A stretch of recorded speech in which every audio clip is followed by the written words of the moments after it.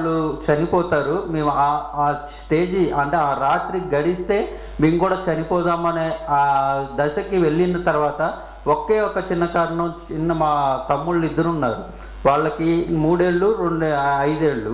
వాళ్ళిద్దరికీ ఏం తెలియకుండా ఎందుకు చనిపోతున్నామో తెలియని సందర్భంలో ఎందుకు చనిపోవాలని ఒక క్వశ్చన్ మా మా నాన్నకి, మా ముగ్గురికి, మా అమ్మకి, నాకు ముగ్గురికి జరిగిన సంఘర్షణలోంచి ఆ రోజు గడిచిపోయింది.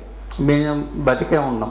అలా ఈ జీవితాన్ని చూసిన కథ అనమాట. అలా ఆచూకీ లేని హత్య అది నిత్యం జరుగుతూ, అంటే మేము చాలా సందర్భాల్లో, అంటే నాకు ఊహ తెలిసేటప్పటికి గోల్డ్ రేటు 400 తులము 500 అలా ఉండే దగ్గర నుంచి అప్పుడు కొంత పనులు లేని పరిస్థితి కూడా గడిచింది. అలాంటి పరిస్థితి నుంచి ఇప్పుడు చూస్తే గోల్డ్ ఎంత పెరిగిపోయింది అనేది వస్తుంది.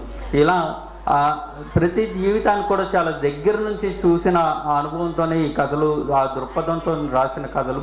గూడు కూడా అంతే.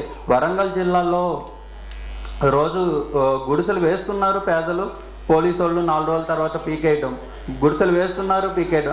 దాన్ని ఇది పిల్లలు గూడు కట్టుకున్న దాన్ని 2 సమపాలనలో ఒక కథల్ని నడిపిన తీరు, ఇలాంటివన్నీ కూడా నరసింహారెడ్డి గారు చాలా వివరంగా చెప్పారు. వారికి ధన్యవాదాలు తెలియజేస్తూ, ఇందాకే సార్ చెప్పినట్టు ఈ కథల పుస్తకానికి నేపథ్యంగా మిగిలిన ములకనూరు గ్రంథాలయం వారు ప్రథమ బహుమతి, అంటే ఎవరు రచయిత ఎవరో కూడా తెలియకుండానే కథని మాత్రమే చూసి ప్రథమ బహుమతిగా ఎన్నిక చేసింది. వాళ్ళు చాలా ఎంపిక, అంటే పోటీల నిర్వహణలో కూడా చాలా విశిష్టమైన నిబంధనలు పాటించారు.